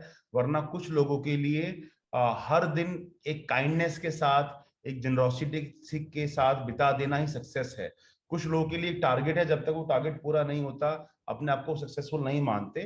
तो आप सक्सेस को कैसे परिभाषित करती हैं, ये इस पर डिपेंड करेगा कि आपको सक्सेस को कौन से फैक्टर्स डिटरमिन करते हैं, उनकी परिभाषाएं गढ़ी जाएंगी। उसके पीछे बहुत वजह हो सकती हैं, बहुत कारण हो सकते हैं, लेकिन ये आपकी बात ठीक है, जो नेवर गिव अप करने का जो एटीट्यूड है वो आपको अंदर से खुशी देगा, आपकी लाइफ एक्सपीरियंसेस को रिच करेगा, उनको और एंजॉयबल बनाएगा और मीनिंगफुल बनाएगा। उसके बाद सक्सेस फेलियर क्या है ये मेरे लिए हमेशा समझना बहुत मुश्किल होता है, but it is always important कि जो आपका नेवर गिव अप वाला एटीट्यूड है वो आपके साथ रहे, ताकि आपके अनुभव बहुत अच्छे रहें, आप हर दिन को एंजॉय करें और कुछ ना कुछ नया सीखते रहें। मैं कक्षा 9C का छात्र हूँ, चिन्मय जैन जी। जैसे कवि जब बताते हैं कि राम जी और उनकी सेना जब निराश होकर लौट रही होती है अपने शिविर में, तो वहां पर उन्होंने श्रृंगार रस का बहुत अच्छा उपयोग किया मेरे हिसाब से, कि वो दिखाते हैं राम जी को कि वो एक पर्वत समान है और उनकी जो जटाएं हैं, उनके जो बाल हैं, वो अंधकार समान फैले हैं। जी, वो मुझे काफी कल्पना है। एक चीज जो मुझे बहुत अच्छी लगी कविता के बारे में, कि बहुत ज्यादा उतार चढ़ाव है कविता में। राम जी निराश भी होते हैं, फिर उन्हें अंधकार में किरण समान होप भी मिलती है, फिर उसी तरीके से उन्हें एक आइडिया आता है कि हम ऐसा कर सकते हैं, और उसी तरीके से एक स्ट्रैटेजी के तरीके से वो प्लान पूरा एग्जीक्यूट होता है। काफी ज्यादा भाव देखने को मिलता है, ये मुझे बहुत अच्छा लगा इस कविता के बारे में। मेरा नाम हर्षनाथ झा है।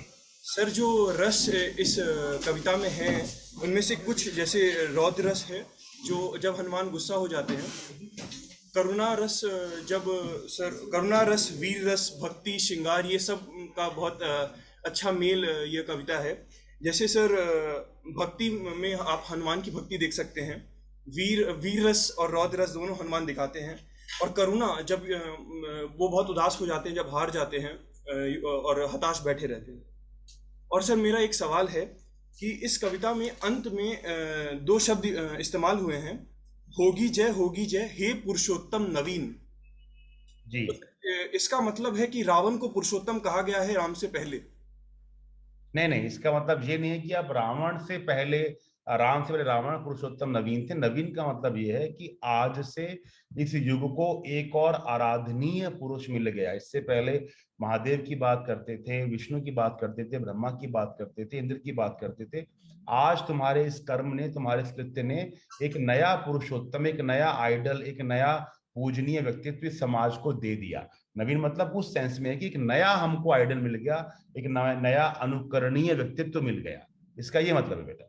जी सर, लेकिन पूरी कविता में शक्ति रावण के साथ थी, तो शक्ति अगर जब राम जी के पास आई तब वो पुरुषोत्तम हो गए, तो जब रावण के पास थी तब वो पुरुषोत्तम नहीं हुआ। इसका मतलब आप ये कह रहे हैं? शक्ति रावण के पास होने से पुरुषोत्तम रावण नहीं हुआ। राम ने जिस तपस्या, जिस त्याग, जिस बलिदान से शक्ति को साधा, उस त्याग, उस बलिदान, उस निश्चय ने राम को पुरुषोत्तम बनाया। तब जाके शक्ति ने उपाधि राम को दी। शक्ति कभी ऐसा नहीं बोलेंगी कि मैं जिसके पास जाऊंगी वो पुरुषोत्तम होता जाएगा। पुरुषोत्तम इंसान अपने कर्म से होता है। राम, तुमने जिस कर्म से मुझे साधा है उस कर्म ने तुमको पुरुषोत्तम बना। Good afternoon sir, and I want to say that इसमें मुझे जब राम ने पूरा हताश होकर दुखी मन से कहा कि अब मैं आखिरी पुष्प कहाँ से लाऊं, तो जब अचानक से उनके अंदर से शक्ति बोलती है कि नहीं, अब मुझे कुछ और सोचना पड़ेगा कि किसी तरह मुझे ये पूजा संपन्न करनी है।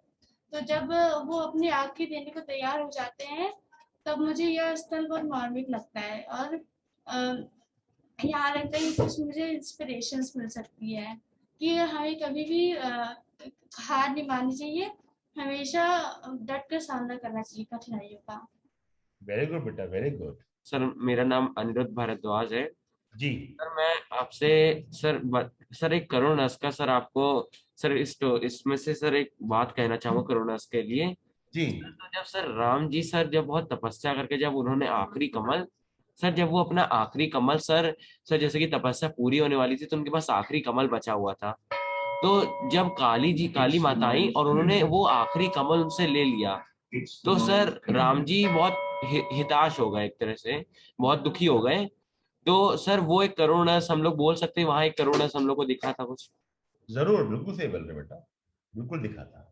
Sir my question is that कि सर जब राम जी को पता चला था कि उन्होंने 107 कमल के फूल तो चढ़ा दिए पर 8वां वाला बचा है, एक बचा है, तो सर उनको अपनी आंखें निकालने की क्यों जरूरत थी? वो एक दूसरा कमल का फूल भी तो ला सकते थे। बेटा उन्होंने कहा ना कि समय आ गया है, कि जो आपकी वो जो पंक्ति आती है कि जब वो कमल खो गया तब उन्होंने ये बात भी तो कही कि ये समय आ गया है, और मुहूर्त जो एक पायस टाइम निकाला गया होगा वो टाइम हाथ से निकल रहा है। उसी समय उस कमल का चढ़ना बहुत ज्यादा आवश्यक है। जब वो कहते हैं कि ध्यान की भूमि से उतरे, खोले पलक विमल, आसन छोड़ा असिद्धि भर गए दृग नयन, और उन्होंने बात बोली कि देखा वह रिक्त स्थान, यह जप का पूर्ण समय, की पूजा का समय पूर्ण हो गया है, यह जप का पूर्ण समय, इसी समय उस कमल का चढ़ना आवश्यक है, वरना ये पूरी पूजा जो इतने 9 दिन से चल रही है ये खराब हो जाएगी, इसका कोई माने नहीं रहेगा।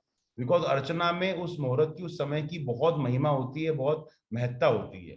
उसी समय उस कमल का चढ़ना आवश्यक था, और वो जो देवी देह जगह थी जहां से नीलकमल लाए गए थे वहां से बहुत दूर थी, वो सारा प्रोसेस दोबारा करना पड़ता 9 दिन की। Thank you sir. सर मुझे एक रस भी मिला है इस कविता में, एक और वीरस सर, वीरस। हाँ मिला सर जब राम जी वो ब्रह्मास्त्र लेके अपनी आंख में आंख निकालने के लिए तैयार हो गए थे सर, वो वीरस उसे कह सकते हैं ना? बिल्कुल कह सकते हैं, जहां भी एनर्जी है, जोश है, फीयरनेस है, वो वीरस में आ जाता है। Thank you sir. Good afternoon sir. Sir मेरा नाम युवराज है सर, मेरे 2 प्रश्न हैं सर। पहला कि अगर धार्मिक लोगों में शक्ति जागरूक हो जाए तो वो समाज में लॉ एंड ऑर्डर को कैसे प्रमोट करेगा? देखिए, अगर धार्मिक लोगों में शक्ति प्रज्वलित हो जाए तो सबसे पहली बात ये होगी कि वो खुद कोई अधार्मिक कार्य करना बंद कर देंगे। और जब इतनी बड़ी पॉपुलेशन अगर हम क्यूरेट कर पाते हैं, वो पहले खुद अधर्म करना बंद कर देंगी तो अधर्म की क्वांटिटी वैसे ही कम हो जाएगी। उसके बाद they will try to motivate others, they will try to educate others, inspire others to leave the path of adharma and walk on the path of righteousness. Problem ये आती है कि धर्म पर चलने वाले लोग बहुत कम हैं, धर्म पे चलने का ज्ञान देने वाले बहुत हैं, उस पर खुद चलने वाले कम है। और जब तक आप खुद नहीं चलेंगे, आपके पीछे उसका अनुसरण करने वाले लोग नहीं चल पाएंगे। गांधी जी के पास एक माता गई अपने बच्चे को लेकर, गांधी जी ने बोला क्या बात है, क्यों लाई है उसको? बोलो गांधी जी आपको बहुत मानता है, आप इसको समझाइए, बहुत मीठा खाता है, कितना इसका वजन बढ़ गया है, इसको समझाइए, कम मीठा खाया करे। गांधी जी ने कहा नहीं, मैं ऐसा कुछ नहीं कह सकता, एक हफ्ते बाद आना, तब देखूंगा। तो जब वो एक हफ्ते बाद आई माता लौटकर, तब गांधी जी ने बोला बेटा मीठा मत खाया करो, तुम्हारी सेहत के लिए अच्छा नहीं है।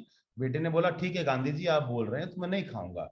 अब माता ने बोला गांधी जी ये बात आप एक हफ्ते पहले ही बोल देते, आपने मुझे क्यों दोबारा बुलाया? गांधी जी बोले मैं खुद बहुत मीठा खाता हूँ, तो मैंने एक हफ्ते से कम मीठा खाया, मीठा खाना बंद कर दिया।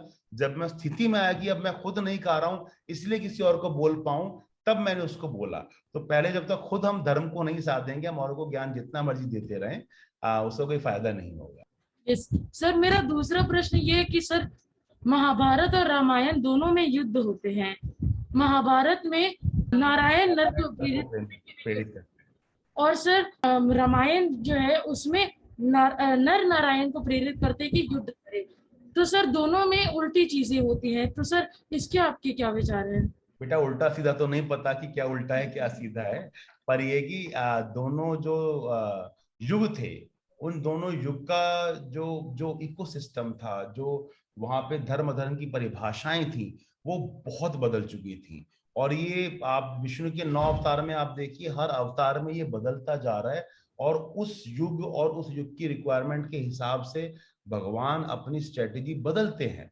और यही हम भगवान से सीखते हैं कि भाई बदलते समय के अनुसार हमको भी बदलना चाहिए। द्वापर युग में ये बहुत आवश्यक हो गया था कि श्री हरि या महाविष्णु खुद पार्टिसिपेट करने की बजाय आंदोलित करें उस जनमानस को जिसके घर घर में अधर्म फैल चुका है। रामायण के टाइम पे अधर्म था पर इतना व्याप्त नहीं था जितना महाभारत के समय हो चुका था, तो उनको हर घर से अर्जुन खड़े करने थे, वरना हर बार राम नहीं आएंगे बचाने के लिए। वहां पर वो युद्ध, मैंने कल भी कहा था, धर्म स्थापना होना ही आवश्यक नहीं है, सही तरीके से सही व्यक्ति के हाथों धर्म स्थापना होना आवश्यक है। इसलिए वहां पर आवश्यक बन गया था कि एक ऐसा डॉक्यूमेंट तैयार किया जाए, एक ऐसा थिएटर तैयार किया जाए जो हर घर से एक अर्जुन खड़ा कर पाए। इसीलिए गीता कही गई, इसीलिए ये कृष्ण ने तय किया कि अब ये काम मैं खुद नहीं करूंगा, अब ये काम मैं तुमसे करवाऊंगा। इसलिए मैं बोलता हूं कि मेरा तो ऐसा मानना है कल के अवतार तो एक्चुअल में फिजिकल फॉर्म में आएंगे भी नहीं, वो तो एस्ट्रल फॉर्म में ही आएंगे, वो तो साकार रूप में नहीं आएंगे। और पौनी में मैं तो मानता हूँ कल की आ गए हैं। कल की काम हर बार होता है आके फाइल क्लोज करना, उनको 1000-2000 साल लगते हैं, वो फाइल क्लोज करके जाते हैं, वापस से नई फाइल खुलती है। तो ये सब कोविड वगैरह हो रहा है ना, ये फाइल क्लोज होने की तरफ बढ़ रहे हैं 1000 साल, and new world will be created.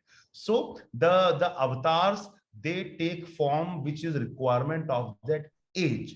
तो इसीलिए हमको सीखना चाहिए कि change is the only constant. जब हमारे भगवान बदल रहे हैं तो हम क्यों वो हठ धर्मी होके बैठ जाते हैं कि यही सही है, हमको ऐसे ही चलना है? बदलना पड़ेगा। बस जिस तरह नदी बदलती है ना, वो एक अंग्रेजी में कहावत है ना, you never Beth in the same river ever. जिस नदी में आज आप नहाए हैं, कल वो नदी बदल चुकी है, वहां नया पानी आ चुका है।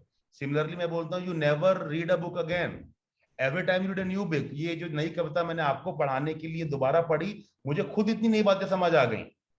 कविता भी बदल रही है अपने आप को, मेरे अनुभव के साथ सब कुछ बदलता है, ईश्वर भी बदल रहे हैं सर। और मेरे को कविता में एक रस भी मिला सर, जब राम और उनके दल जब हार रहे थे तो वे एक डिप्रेस स्टेट में थे, और मतलब उनके दिखाए गए कि उनके बाल बिखरे हुए थे और मतलब वे अच्छा फील नहीं कर रहे थे। तो सर उसमें कवि ने प्रयोग किया है कि मतलब कि उनकी आंखें आकाश में 2 तारे जैसी थी।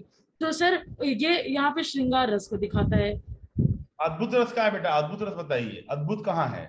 कौन बताएगा अद्भुत रस कहाँ है? मुझे लगता है सर कि अद्भुत रस वहां पे यूज हो रहा है जहाँ पे राम और सीता के बारे में डिस्क्राइब किया जा रहा है, जहाँ पे बताया जा रहा है कि राम और सीता एक ही थे, कि राम के आंखों में सीता, सीता के आंखों में राम, और ये सब जब बेटा वो श्रृंगार है, वो कोरा श्रृंगार है। अद्भुत रस वहां प्रयोग हो रहा है जहां अंत में हम शक्ति का पूरा रूप देखते हैं, उनका अद्भुत रूप जब हमें। Very good, bang on. वो अद्भुत है, जो वर्णन है शक्ति का, अद्भुत वर्णन है। विभत्स कहां पर है? विभत्स कहां पर है बच्चों?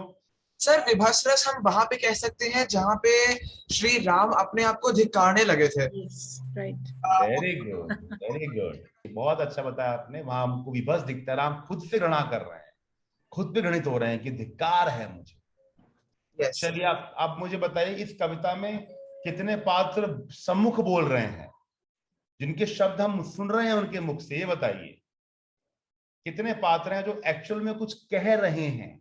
राम भगवान को और क्या बोलते हैं विभीषण को सुनते हैं उनके शब्द। Only two? Are you sure? Sir और भी है पर यही मुझे अभी याद आ रहा है। अच्छा, आपको भी याद आ रहे हैं? और किसी को याद आ रहा है कुछ?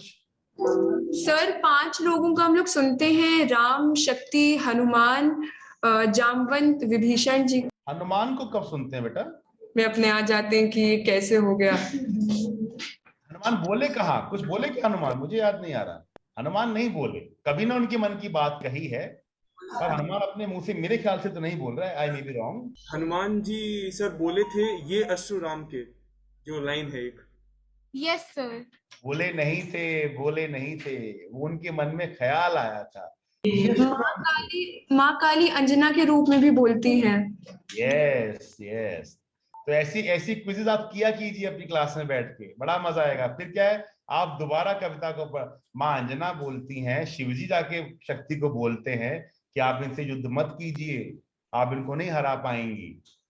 तो मेरे ख्याल से कुल 6 या 7 चरित्र हैं जो इस कविता में सम्मुख बोल रहे हैं, अपने मुख से अपनी बात कह रहे हैं। सर मेरा आपसे यह प्रश्न है कि रामायण को लोग घर में रखते हैं और वहीं पे महाभारत भी रखते हैं, दोनों में ही ईश्वर ने आके हम लोगों को उद्देश्य दिया था, पर ज्यादातर लोग रामायण से ही प्रेरणा लेते हैं, महाभारत से क्यों नहीं लेते? देखिए मेरे घर में तो सब है बेटा, मेरे घर में तो रामायण भी है, महाभारत भी है, और दोनों के सारे वर्जन्स हैं, क्योंकि मेरे को तो दोनों पढ़ना अच्छा लगता है।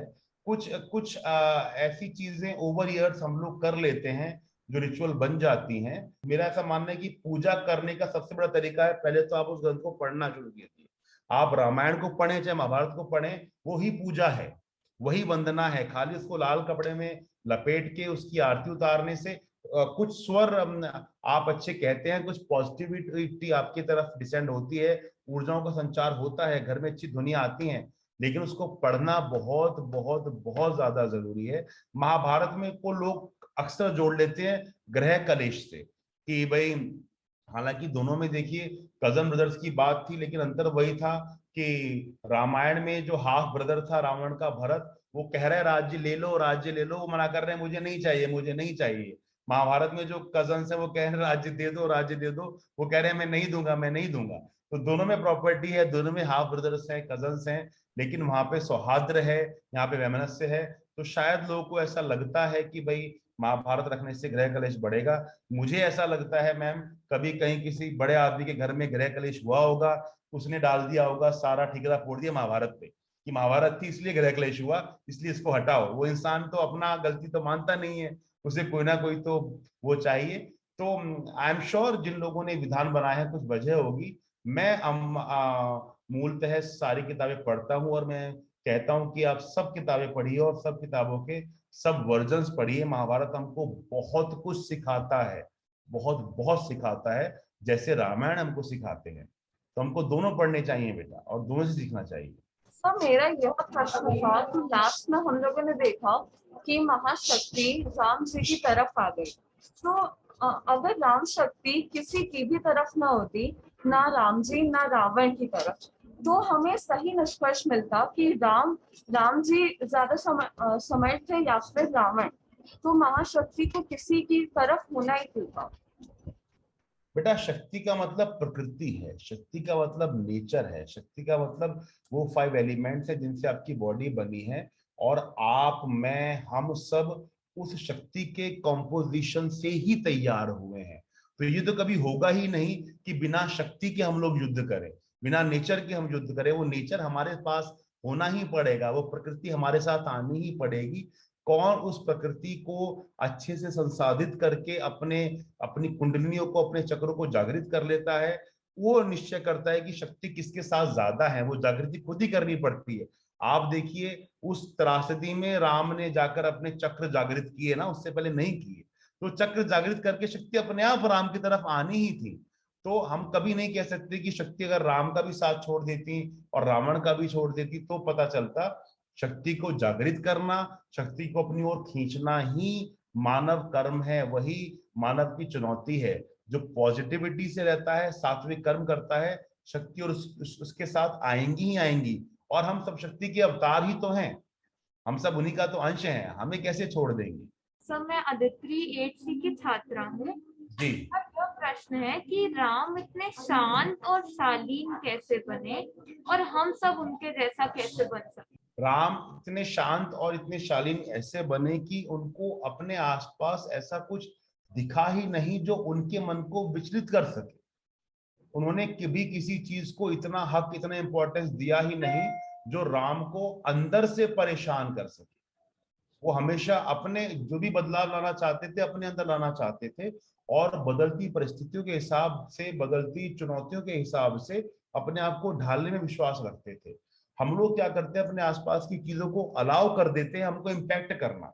मतलब आपके फ्रेंड का आपका फोन ना उठाना आपको इम्पैक्ट कर जाता है, क्योंकि आपने अलाउ किया है इस चीज को कि आप मुझे इम्पैक्ट कीजिए। आप अपने आप को इतना गलिबल बना लेते हैं।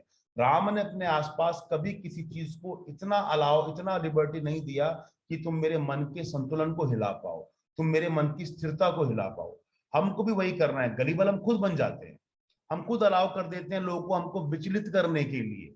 अब अगर मुझे पता है कि आप अपनी अपीयरेंस को लेके बहुत कॉन्शियस हैं और आपने मुझे अलाउ किया आपको परेशान करने के लिए, तो जब आप अपना एग्जाम लिखने जाएंगी मुझे आके सिर्फ इतना बोलना है, अरे तुम ब्लैक कलर पहन के आ गई, ये तो कलर अशुभ होता है, तुम तो पक्का फेल होगी।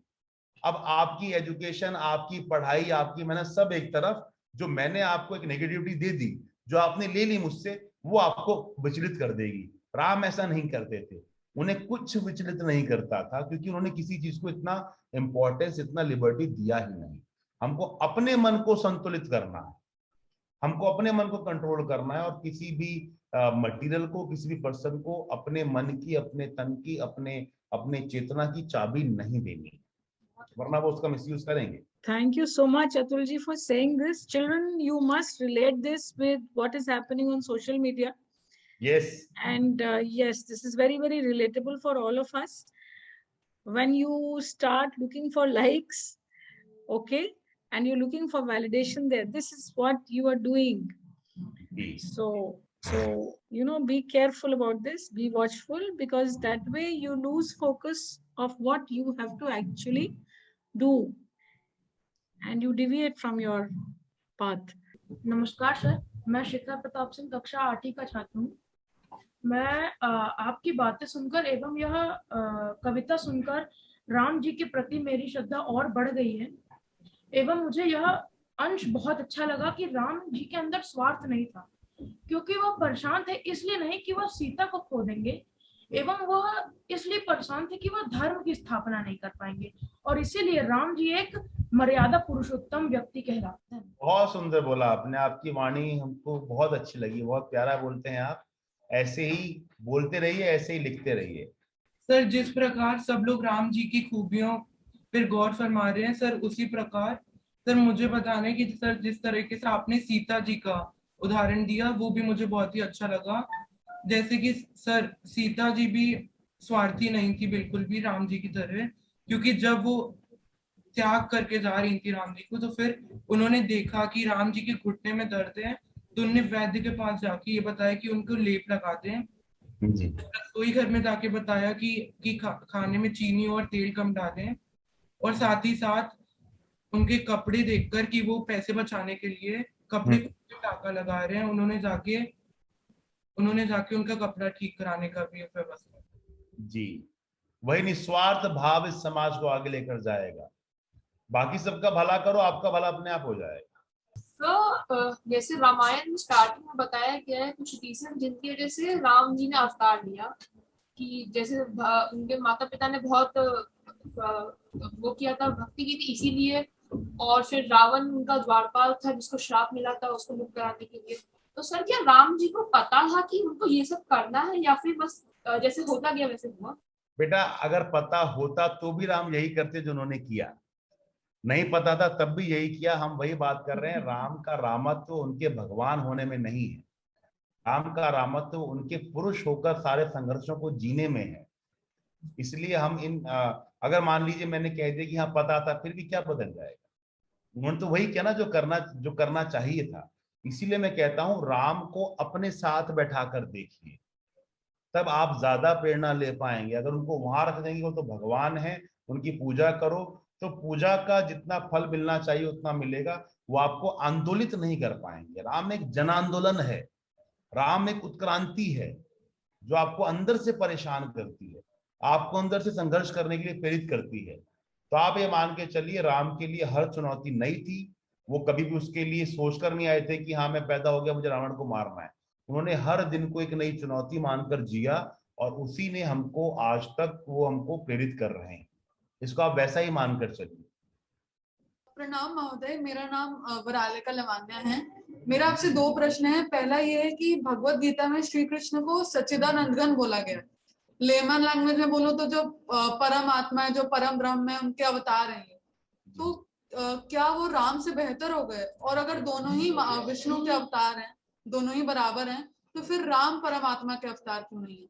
बेटा इन सवालों के ना कोई जवाब नहीं है, सिर्फ आपकी आस्था पर निर्भर करता है। मेरे लिए राम कृष्ण तो बाद में आए, सबसे पहले जो मछली बनकर आए, जो पूरी दुनिया को बचाया, नाव को अपनी पूंछ से बांध के ले गए और उस बाढ़ से बचा लिया, वो भी मेरे लिए सच्चिदानंद है। अगर वो ना होता तो आज हम यहाँ बैठे कैसे होते?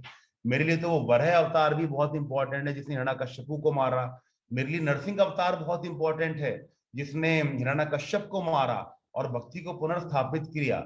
मेरे लिए बलि अवतार वामन अवतार जिसने बलि के दंभ का मर्दन किया, सब इंपॉर्टेंट है। ये सब अपने मन को बहलाने की बातें हैं कि वो 14 कला संपन्न थे या 16 कला संपन्न थे।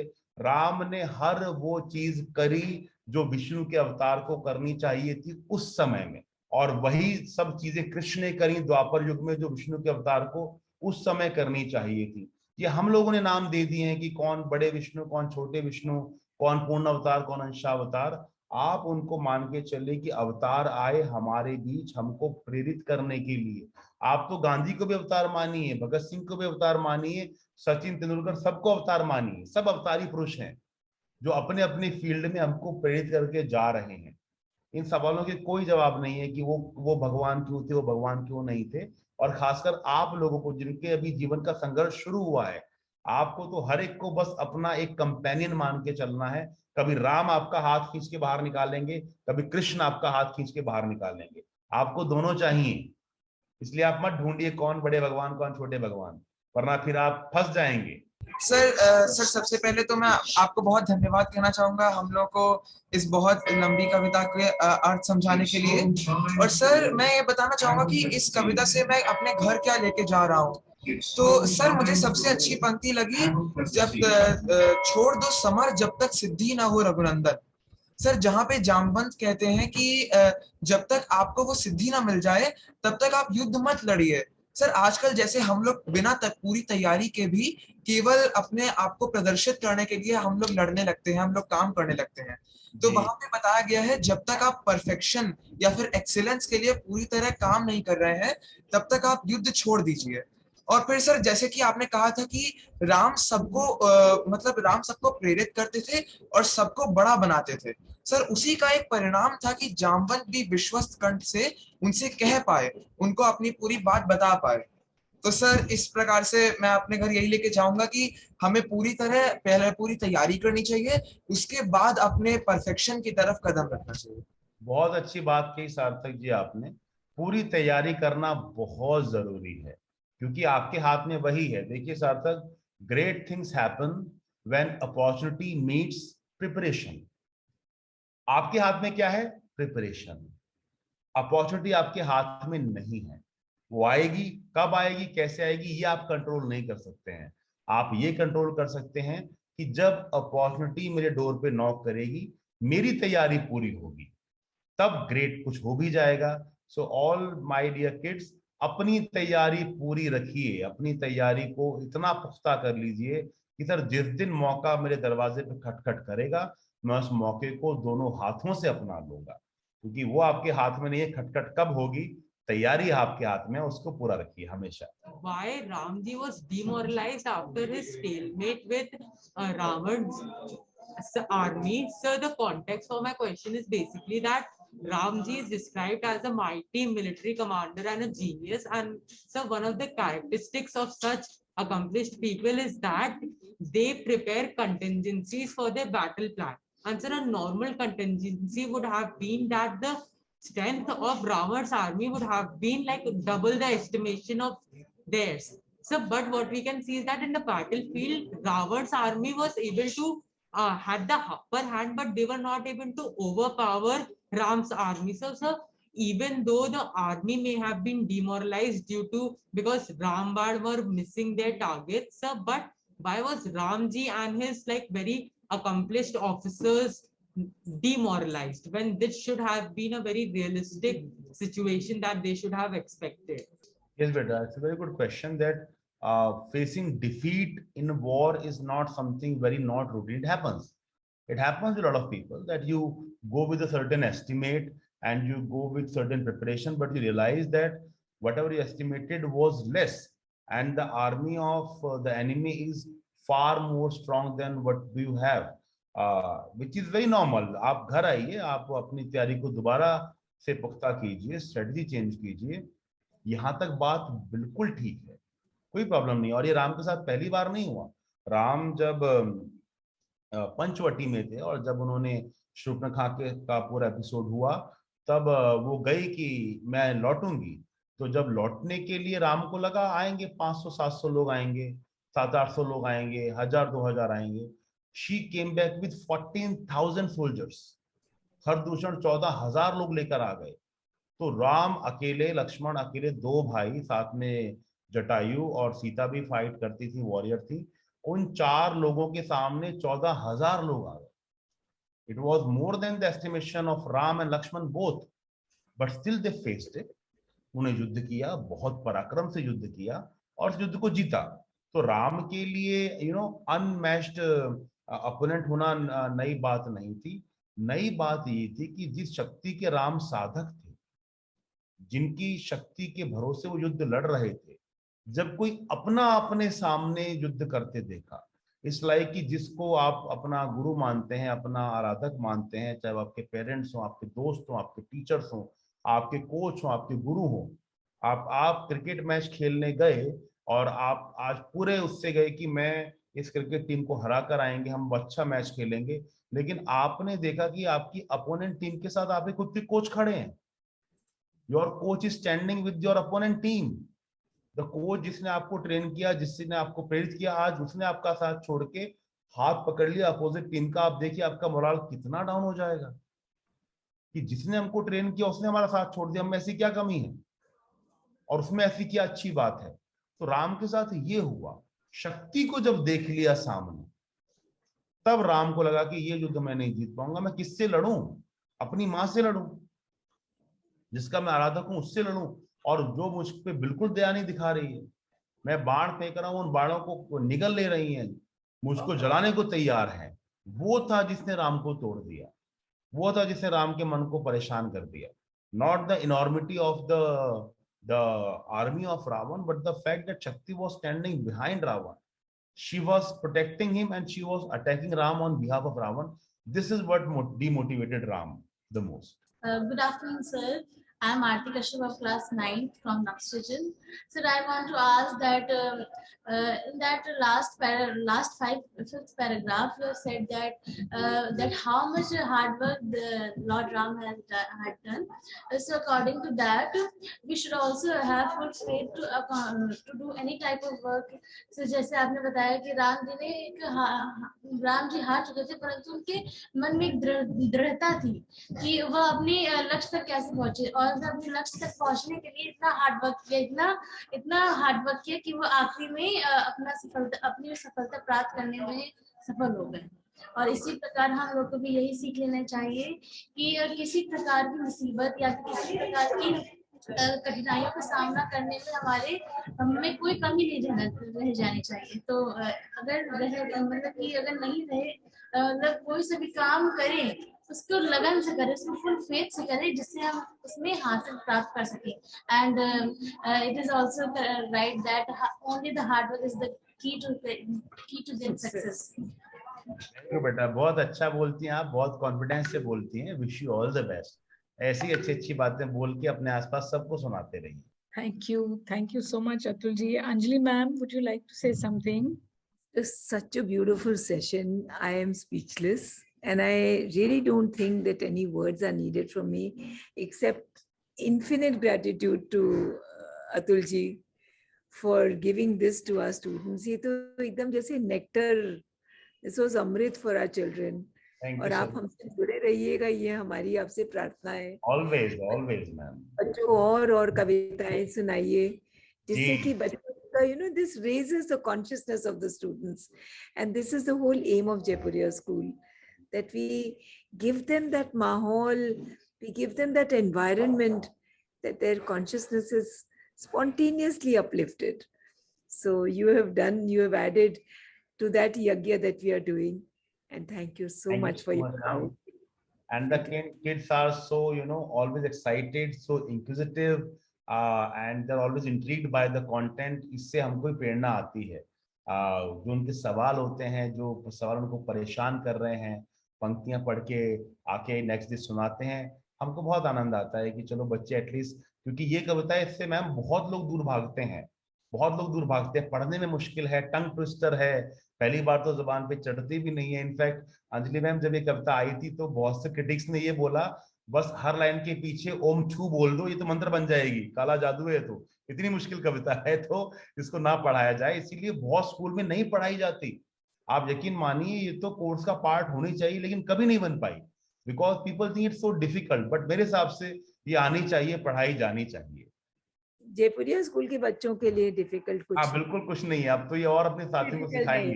हाँ, ये स्पेशल बच्चे हैं, और वो स्पेशल इसलिए हैं क्योंकि उनकी टीचर स्पेशल है। I am sure, I am very sure. हमारी प्रिंसिपल स्पेशल है, Mrs Ramani Chopra, she is always super active.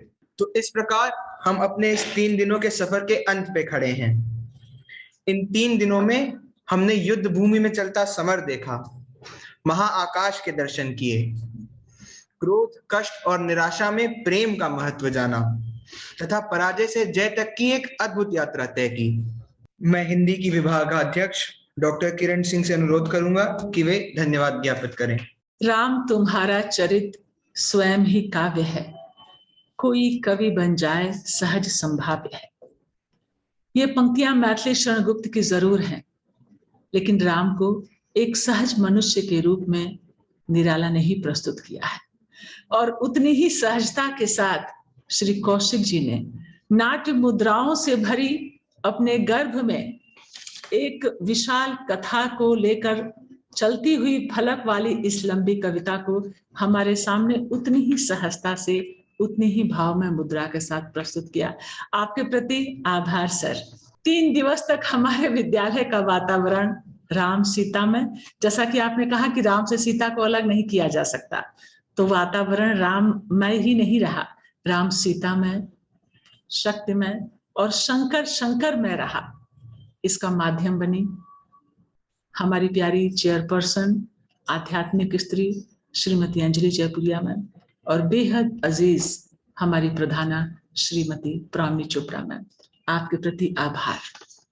A.K. Ramanujan ने 300 रामायण जरूर लिखी है, लेकिन श्री भगवान सिंह ने अपने अपने राम ही लिखी है। तो यहाँ तो हमने देखा कि हमारे जितने विद्यार्थी हैं उनके सबके अपने अपने राम हैं। इतनी जिज्ञासा, इतने सवाल, इतनी उत्सुकता, उनके उत्साह, उनके जज्बे को मैं सलाम करती हूँ। सहयोग के लिए अर्चना मिश्रा मैम, विद्यार्थी सर, विनय पांडे सर, रश्मि सिंह मैम, दीपा वाही मैम, दीप्ति अवस्थी मैम और आशा चड्ढा मैम का हार्दिक आभार। हमने देखा धिक जीवन जो पाता ही आया विरोध, धिक साधन जिसके हित सदा ही किया शोध, से लेकर होगी जय हे पुरुषोत्तम नवीन तक की यात्रा है।